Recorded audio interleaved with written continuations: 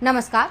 दिन भर की बड़ी खबरों में आपका स्वागत है। मैं हूं आपके साथ अंशिता। आज इस बुलेटिन में बात होगी मोदी सरकार के खिलाफ इंडिया की बड़ी बैठक की, एसआईआर पर बढ़ते बवाल की। देखेंगे लोकसभा चुनाव में कितनी सीटों पर धांधली का विपक्ष ने लगाया आरोप, नीतीश कुमार से किसने कहा छोड़ दें एनडीए। जानेंगे गुजरात बीजेपी में शुरू हुई बगावत को, और बुलेटिन के आखिर में बात मालेगांव मामले में एनआईए जज के जांच एजेंसी पर किए सवालों की। लेकिन दिन भर की तमाम बड़ी खबरों से पहले एक नजर आज की सुर्खियों। पूर्व सीजीआई चंद्रचूड़ बोले, अब लागू होना चाहिए यूसीसी, सभी जातियों, समुदायों और वर्गों को विश्वास में लिया जाए। संविधान ने देश को स्थिरता देने का काम किया। दिल्ली पुलिस ने बांग्ला को बताया बांग्लादेशी भाषा, भड़की टीएमसी, बंगालियों का जानबूझकर अपमान करने के लगाए आरोप, कहा माफी मांगे। केसीआर की पार्टी बीआरएस में अंदरूनी कलह, के कविता ने पार्टी के ही वरिष्ठ नेता पर साजिश रचने का लगाया आरोप, कहा काफी कुछ कहते हैं अन्य नेताओं की चुप्पी। पाकिस्तान ने अमेरिका को दिया झटका, ईरान के परमाणु कार्यक्रम का किया समर्थन, दोनों देशों के बीच कई समझौतों पर हस्ताक्षर। ये तो थी सुर्खियां। अब बात आज की सबसे बड़ी खबर की। राहुल गांधी चुनाव आयोग की घेराबंदी में जुटे हुए हैं। एसआईआर मामला पूरी ताकत से उठा रहे हैं और अब उन्होंने इंडिया गठबंधन की बड़ी बैठक बुला ली है। 7 अगस्त को राहुल गांधी के आवास पर यह बैठक होगी। इंडिया की बैठक ने बीजेपी की नींद अभी से उड़ा दी है। तो क्या है पूरा मामला, देखिए रिपोर्ट। बिहार चुनाव और एसआईआर जैसे मुद्दे पर विपक्ष सरकार पर दबाव बनाने के लिए जहां संसद में लगातार प्रदर्शन कर रहा है, वहीं अब राहुल गांधी ने इंडिया गठबंधन के नेताओं को खाने पर बुलाया है। 7 अगस्त को ये बैठक होगी और 8 अगस्त को इंडिया गठबंधन के नेता संसद से लेकर चुनाव आयोग तक मार्च भी करेंगे। राहुल गांधी ये दावा भी कर चुके हैं कि 2014 के चुनाव में धांधली हुई थी और इसके सबूत उनके पास हैं, जो 5 अगस्त को दुनिया के सामने आएंगे। राहुल चुनावी धांधली के सबूत दुनिया के सामने लाएंगे और इसके 2 दिन बाद दिल्ली में इंडिया गठबंधन की बैठक होगी। ऐसे में साफ है चुनाव धांधली के मुद्दे पर इस बैठक में चर्चा होना तय माना जा रहा है। इसके अलावा चर्चा का एक और बड़ा मुद्दा रहेगा एसआईआर। बिहार में इसे लेकर पहले से ही बवाल मचा हुआ है और चुनाव आयोग इसे दूसरे राज्यों में शुरू कर रहा है। विपक्ष लगातार इस पर संसद में चर्चा की मांग कर रहा है, लेकिन सरकार ने विपक्ष की मांग को पूरी तरह से खारिज कर दिया है। ऐसे में विपक्ष अब एकजुट होकर बैठक में रणनीति बनाएगा कि कैसे सरकार पर दबाव बढ़ाया जाए।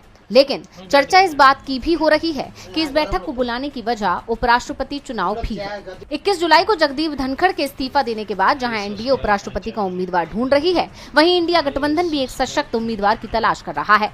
विपक्ष इस बार ऐसे उम्मीदवार की तलाश कर रहा है जिससे कि उपराष्ट्रपति का चुनाव रोचक हो जाए। विपक्ष को लगता है कि इस बार का लोकसभा और राज्यसभा का गणित ऐसा है कि यदि कोई दमदार उम्मीदवार उपराष्ट्रपति के लिए उतारा जाए तो मुकाबला पिछली बार की तरह एक तरफा नहीं रहेगा। वहीं चुनाव आयोग तो सबसे बड़ा मुद्दा है ही, क्योंकि ये माना जा रहा है कि 5 अगस्त को राहुल गांधी कर्नाटक के बेंगलुरु में चुनाव आयोग को लेकर बहुत बड़ा खुलासा करने वाले हैं। इसके बाद विपक्ष 7 अगस्त की बैठक में चुनाव आयोग को घेरने की रणनीति पर भी चर्चा करेगा और 7 अगस्त को विपक्ष कोई बड़ा फैसला लेकर ऐलान भी कर सकता है। उपराष्ट्रपति चुनाव और एसआईआर, इन दोनों ही मामलों पर चर्चा होगी। खास तौर पर एसआईआर का मामला इस समय तूल पकड़ चुका है। बीजेपी और चुनाव आयोग दोनों ही मुश्किल में दिख रहे हैं। बिहार के बाद पश्चिम बंगाल और तमिलनाडु में ये प्रक्रिया शुरू हो रही है, जिसके बाद इन दोनों ही राज्यों से तीखे सवाल पूछे गए हैं। तो क्या है पूरा मामला, देखिए रिपोर्ट। वोटर लिस्ट रिवीजन को लेकर बिहार के बाद अब पश्चिम बंगाल और तमिलनाडु में भी राजनीतिक बवाल शुरू हो गया है। पश्चिम बंगाल में मुख्य निर्वाचन अधिकारी मनोज अग्रवाल ने सभी राजनीतिक पार्टियों को चिट्ठी लिखकर बूथ लेवल एजेंट्स की सूची जल्द जमा करने का निर्देश दिया है, ताकि एसआईआर की प्रक्रिया शुरू की जा सके। आयोग की दलील है कि यह कदम अगले साल होने वाले विधानसभा चुनाव से पहले वोटर लिस्ट को दुरुस्त करने के लिए उठाया गया है। जानकारों का मानना है कि इससे सत्ताधारी टीएमसी को चुनौतियों का सामना करना पड़ सकता है, जिससे पार्टी को नुकसान हो सकता है, क्योंकि यह माना जा रहा है कि यहाँ भी टीएमसी के कोर वोटर्स के नाम को काटने की तैयारी की जा रही है। वहीं तमिलनाडु में भी चुनाव आयोग के एक फैसले ने सियासी तूफान खड़ा कर दिया है। आयोग ने बिहार के 6.5 लाख प्रवासी मजदूरों को तमिलनाडु की वोटर लिस्ट में शामिल करने की योजना बनाई है, ताकि वो अपने वर्तमान निवास स्थान पर वोटिंग कर सकें। इस फैसले का सत्तारूढ़ डीएमके सहित कई पार्टियां विरोध कर रही हैं। डीएमके महासचिव दुरई मुरुगन ने चेतावनी दी है कि इससे राज्य का राजनीतिक परिदृश्य बदल सकता है। टीवीके के टी वेलमुरुगन ने इसे तमिल संस्कृति के लिए खतरा बताया, जबकि वीसी के अध्यक्ष थोल थिरुमावलन ने मुख्यमंत्री एमके स्टालिन से सभी दलों की बैठक बुलाने की मांग की है। चुनाव आयोग का कहना है कि बिहार की ड्राफ्ट वोटर लिस्ट से 65 लाख वोटर गायब थे, जिनमें से कई तमिलनाडु में स्थायी रूप से रह रहे हैं। हालांकि डीएमके और सहयोगी दल इसे तमिलनाडु की क्षेत्रीय पहचान और द्रविड़ राजनीति पर हमले के तौर पर देख रहे हैं। सभी प्रमुख पार्टियां इस मुद्दे पर एकजुट नजर आ रही हैं और आने वाले दिनों में ये विवाद और तूल पकड़ सकता है, जिससे चुनाव आयोग की मुश्किलें बढ़ सकती हैं। विपक्ष लगातार सवाल कर रहा है, एसआईआर को चुनावी धांधली से जोड़ रहा है।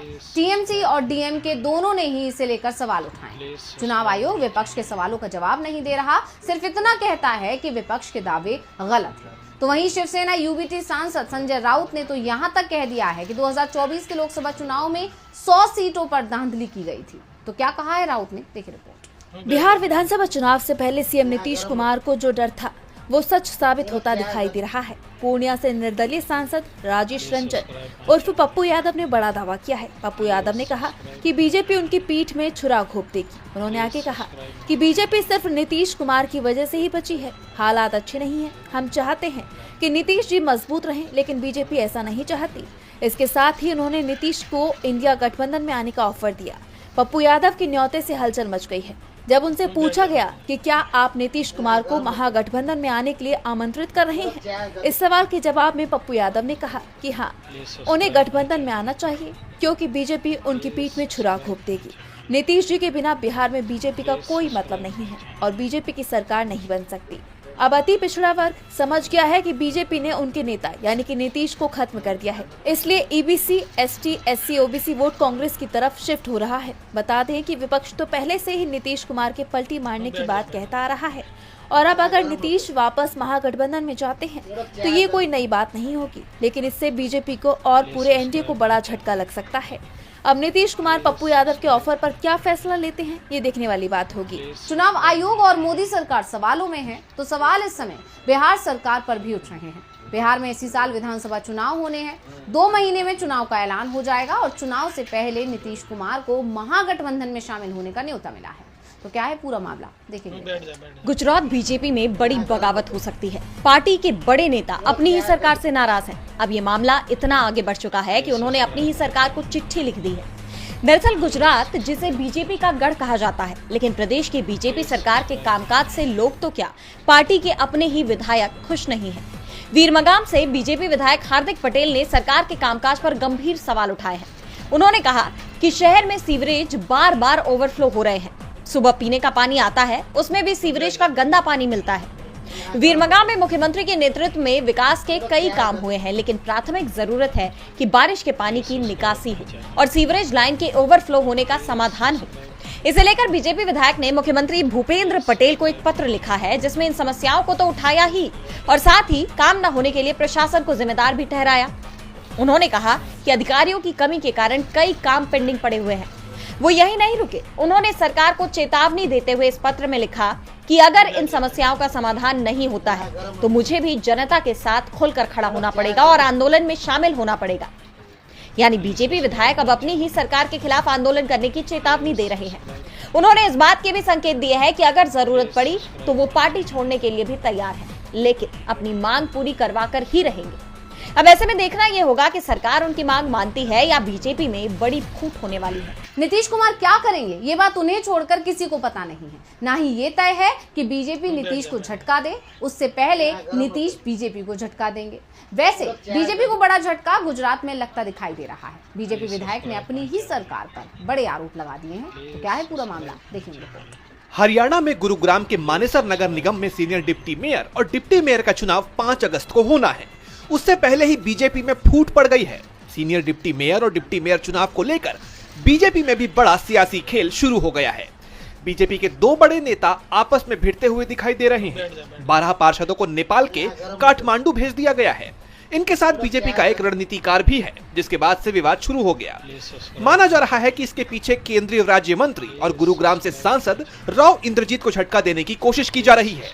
पार्षदों को काठमांडू भेजने के पीछे प्रदेश की बीजेपी सरकार के ही मंत्री राव नरबीर को माना जा रहा है।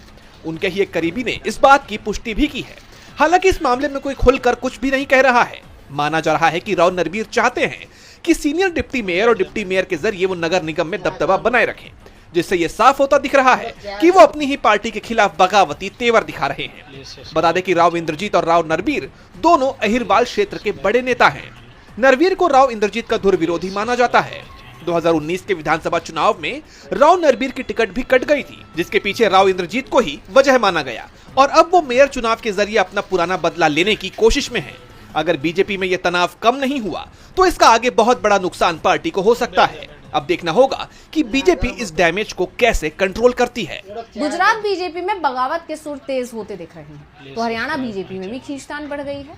पार्टी के दो दिग्गज नेता आमने सामने आ गए हैं। मामला मानेसर निगम चुनाव को लेकर है। पहले कहा गया था कि इन दोनों दिग्गजों की आपसी खींचतान के चलते बीजेपी मानेसर निगम में मेयर की सीट हार चुकी है। मालेगांव मामले में स्पेशल एनआईए कोर्ट ने 7 आरोपियों को बरी कर दिया, लेकिन कोर्ट के आदेश में ये साफ हो गया कि आरोपियों को इसलिए रिहा किया गया क्योंकि एनआईए उनके खिलाफ ठोस सबूत पेश नहीं कर पाई। कोर्ट ने अपने आदेश में तो यहाँ तक कहा कि आरोप सही थे लेकिन प्रमाणित नहीं हुए, यानी कहीं न कहीं एनआईए पर गंभीर सवाल खड़े किए गए हैं। इसमें लेफ्टिनेंट कर्नल प्रसाद पुरोहित के मामले की चर्चा सबसे ज्यादा हुई। दरअसल कोर्ट का जो विस्तृत ऑर्डर सामने आया है उसमें कर्नल पुरोहित को लेकर कुछ सवाल कायम है।